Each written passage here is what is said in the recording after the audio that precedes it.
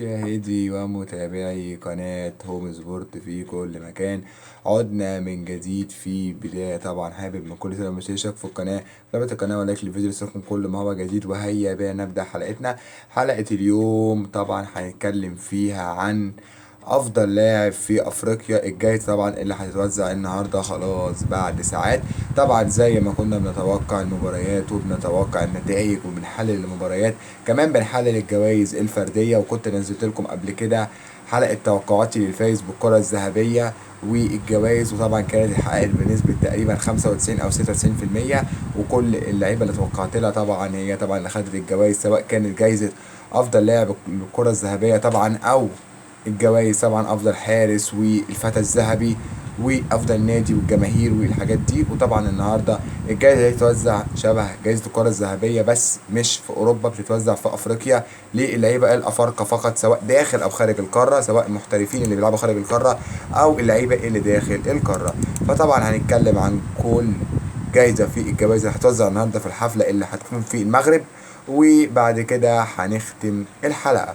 طبعا بردك انتظروا بكرة نازل طبعا حلقة تحليل الجولة السادسة والأخيرة لدوري أبطال أوروبا، ونازل طبعا الأيام الجاية حلقات طبعا لبقية الجولات في الدوريات الكبرى. وكمان نازل كمان حلقات الأهلي والاتحاد السعودي بنسبة كبيرة، اللي هتكون المباراة يوم الجمعة القادمة. طبعا المباراة هتكون بين الأهلي والفائز من الاتحاد وأوكلاند سيتي. كانت بنسبة كبيرة طبعا الاتحاد السعودي هيعدي أوكلاند سيتي بكرة، وهيلاعب الأهلي يوم الجمعة. هيا بنا نذهب إلى الجوائز الفردية لأفضل اللاعبين في أفريقيا ونبدأ. في البداية طبعا هنبدأ بأهم جايزة في الجوائز، وهي طبعا أفضل لاعب في القارة الأفريقية خارج القارة، أو أفضل لاعب محترف خارج القارة. طبعا المرشح للجائزة دي تلاتة. طبعا الأول هنتكلم عن كل لاعب فيهم وأقول لكم مين اللي هيفوز. التالت طبعا الأول طبعا اللي رايح للجائزة. طبعا الجائزة دي كانت اتوزعت لآخر مرة، وحصل طبعا عليها اللاعب ساديو ماني السنة اللي فاتت في عام 2022، طبعا بعد تألقه البالغ جدا والرائع جدا في كاس الأمم الأفريقية 2022 وتتويجه بيها مع منتخب السنغال ووصوله لكأس العالم. كان فاز بيها في 2021، طبعا الجائزة كانت اتلغت في 2020 بسبب الكورونا، وفي 2019 بسبب الأداء اللي قدمه ساديو ماني أيضا مع منتخب السنغال كانت حصل عليها في 2019. في 2018 طبعا كان تحصل عليها محمد صلاح بسبب الأداء الجيد مع منتخب مصر ووصوله كأس العالم. وفي 2017 أيضا تحصل عليها محمد صلاح بسبب أدائه الجيد مع منتخب مصر في تصفيات كأس الأمم الأفريقية. وفي كأس الأمم الأفريقية 2017 وصوله للنهائي أمام منتخب الكاميرون. فيعتبر في آخر 5 سنوات من ضمنهم 4 نسخ متوزعين بين صلاح وماني. صلاح كان 17 18 وماني 19 و20 22. وطبعا قبليها كان في عام 2016 كان طبعا رياض محرز مع المعجزة اللي حققها مع فريق ليستر سيتي وتتويجه بالدوري الإنجليزي. فطبعا كانت السيطرة بنسبة كبيرة لصلاح والماني لعيبة ليفربول. طبعا حاليا في حاجات كتير قوي اتغيرت. في البداية طبعا أول حاجة ساديو ماني مش مرشح تماما للجائزة طبعا السنة دي، خلاص ماني بره. اللي مرشحين الثلاثي هم محمد صلاح وأشرف حكيمي وفيكتور أوسيمين.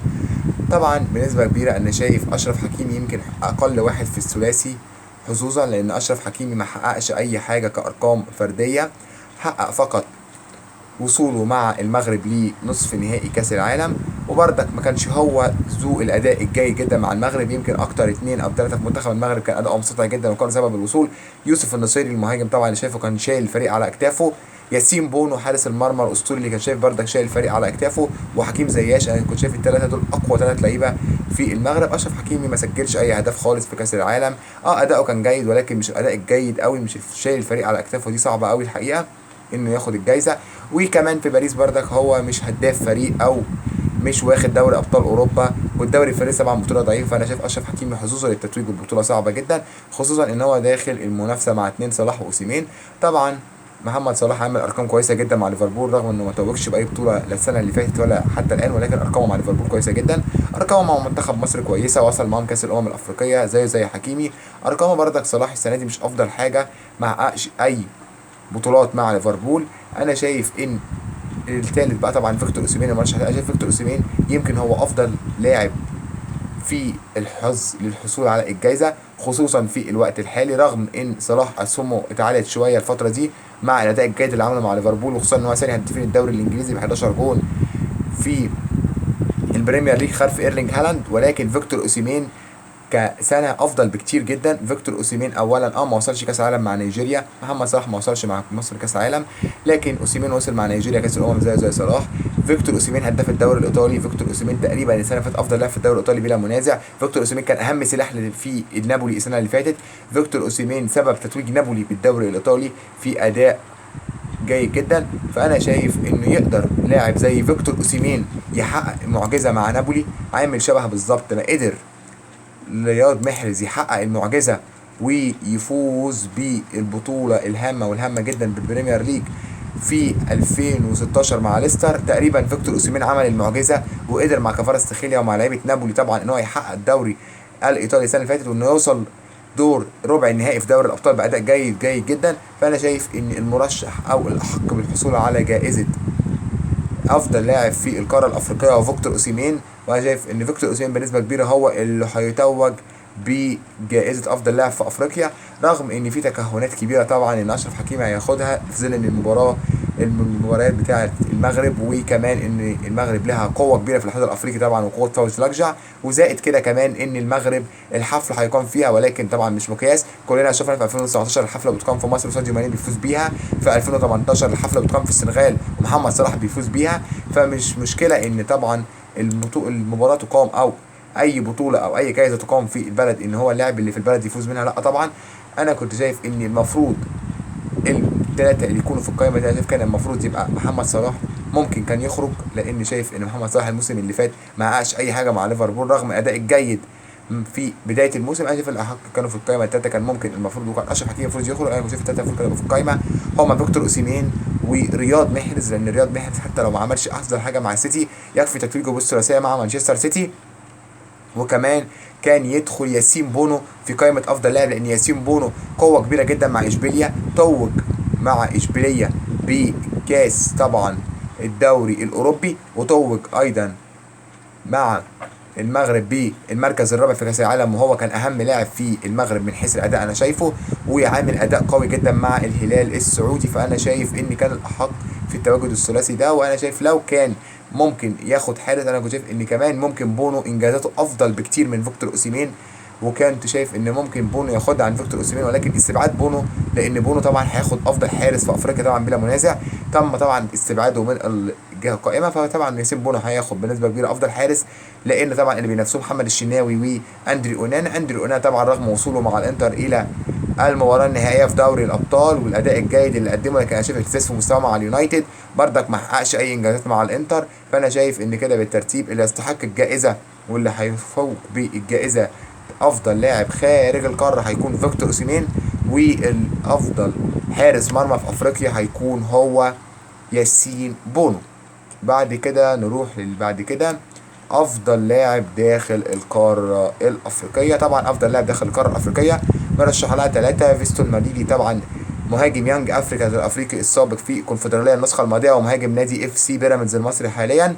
معاه طبعا اتنين منهم، واحد طبعا لاعب جيد جدا طبعا داخل القاره وهو بيتر شالويلي مهاجم نادي ميمولودي سان داونز الجنوب افريقي، والمتوج بالسوبر ليج الافريقي في النسخه الاولى مع سان داونز، واللي مقدم اداء جيد جدا مع سان داونز في الفتره الاخيره. وكمان داخل بيرسي تاو في افضل لاعب في افريقيا داخل القاره. انا شايف بنسبه كبيره ان اللي هيتوج بافضل لاعب افريقي داخل القاره، انا شايف طبعا بنسبه كبيره اللي هياخدها هو اللاعب بيتر شارويلي، رغم الاداء الجيد لبيرسي تاو وتتويجه بدوري ابطال افريقيا مع الاهلي. ولكن بيرسي تاو ما قدمش اداء مرعب مع الاهلي النسخه الماضيه، بردك مستواه مهتز. شايف بيتر شالويلي اداؤه قوي جدا. بيتر شالويلي اول ما رجع مع سان داونز اداؤه اتحسن، يكفي ان هو عمل مباراه قويه جدا في بعد عودته، عمل مباراه قويه جدا امام نادي الوداد البيضاوي المغربي، وكان لسبب في تتويج فريق سان داونز بالسوبر ليج الافريقي. فانا شايف بيتر شالويلي اللي هياخدها بنسبه كبيره،